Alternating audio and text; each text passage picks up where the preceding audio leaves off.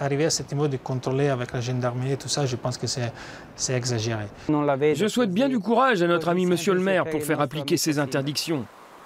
Côté Monte Bianco, vous l'avez compris, ce n'est pas un Alléluia béat qui a retenti à l'annonce des quotas, permis d'ascension ou autres réservations en refuge obligatoires annoncées par le maire de Saint-Gervais.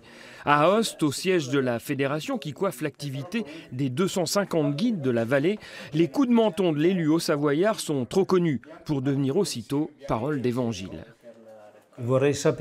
Moi, je voudrais bien savoir comment seront sanctionnés les contrevenants, sur la base de quelle réglementation. Parce que si l'on veut vraiment faire les choses sérieusement, il faut des instruments juridiques très précis.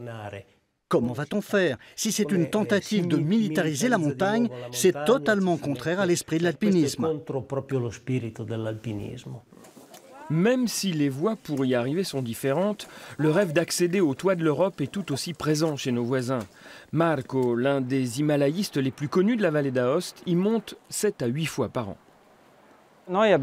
Nous aussi, on a de belles voies d'accès côté italien. Par rapport à votre voie normale, c'est plus technique par la voie Bonatti, l'Inominata ou Petré.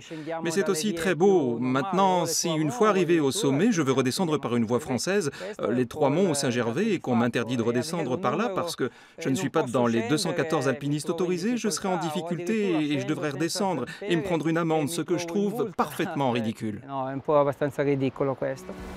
Non, la doctrine coup de poing à la française ne passe pas la frontière. Même à Courmayeur, nos voisins les plus proches du Mont Blanc, on ne voit pas dans la barrière du quota un instrument adapté, y compris au comportement souvent surprenant d'une nouvelle clientèle venue du Grand Est européen. Cette année, si on regarde le nombre de décès qu'il y a eu au Cervère, c'est surtout des gens qui viennent du pays de l'Est, des gens qui n'ont pas une grande connaissance de la technique. Et c'est clair qu'ils vont où il n'y a pas de refuge géré, où ils peuvent y aller librement, ils n'ont rien à payer, ils montent comme ça.